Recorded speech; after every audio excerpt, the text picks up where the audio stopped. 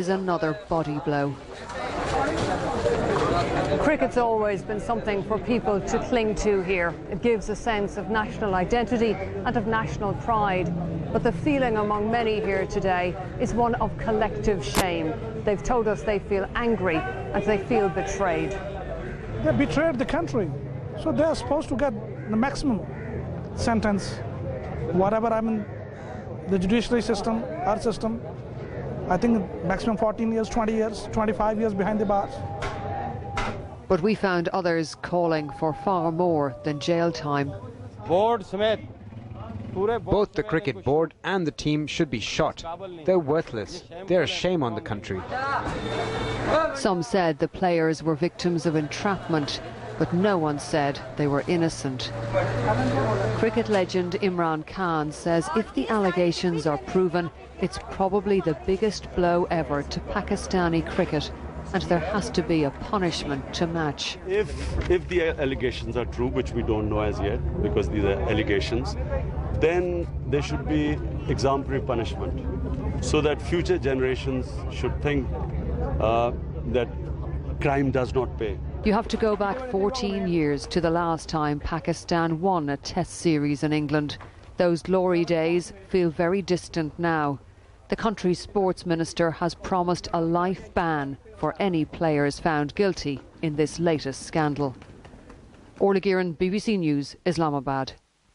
7 American soldiers have been killed in 2 separate roadside bomb attacks in southern Afghanistan. NATO hasn't given any further details, but eyewitnesses in the southern city of Kandahar reportedly saw an army vehicle being hit by a roadside bomb. That brings the number of US troops killed in action in Afghanistan over the past 3 days now to 14. 9 people have been killed after a fire at a Russian nursing home. The blaze began after an 86-year-old man set himself on fire.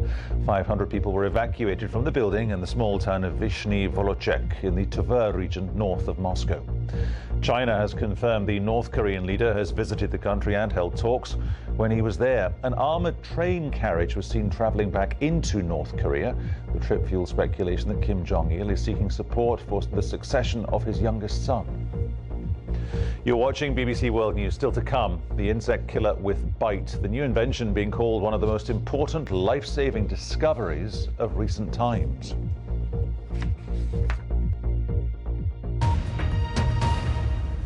He is a French climber. He's known as Spider-Man, and now he's been arrested after scaling a 57-storey building in Australia. Alain Robert was arrested by the police when he reached the top of the Lumiere building in Sydney without ropes or any other safety equipment. He has climbed some of the world's tallest buildings, including the Petronas Towers in Kuala Lumpur and the Empire State Building in New York. His climbing is aimed at raising awareness of climate change.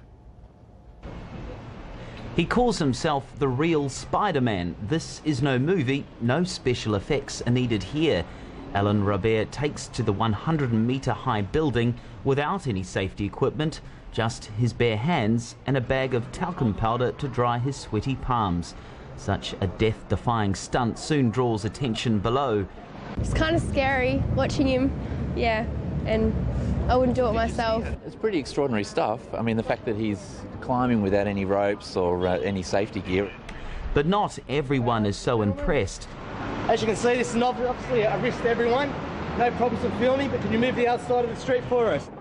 Alain Robert scales the building in less than half an hour. His welcoming party at the top include police.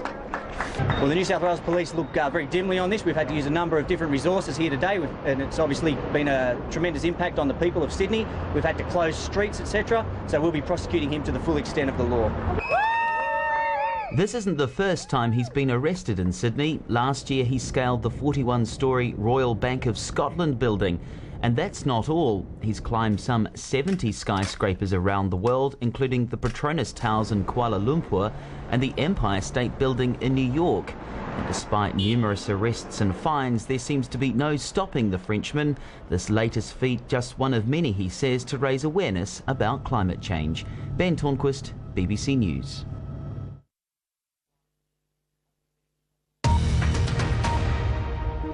You're with BBC World News. These are the top stories. The UN's review of its climate change panel has recommended changes to the way that the organisation operates.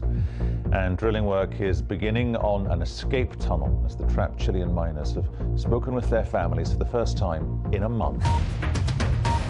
A gunman in Slovakia has shot dead 6 people today, believed to be members of the same family, before turning the gun on himself.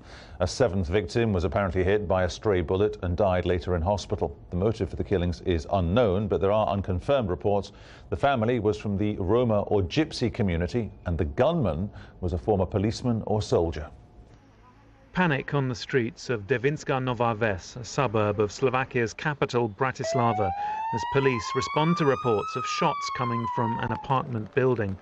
Eyewitnesses later see a man emerge from the building armed with an assault rifle and firing wildly at passers-by and police. The man turned the gun on himself after being surrounded, and his identity remains unknown. But this picture appeared shortly afterwards in the Slovak media, apparently taken through an apartment window.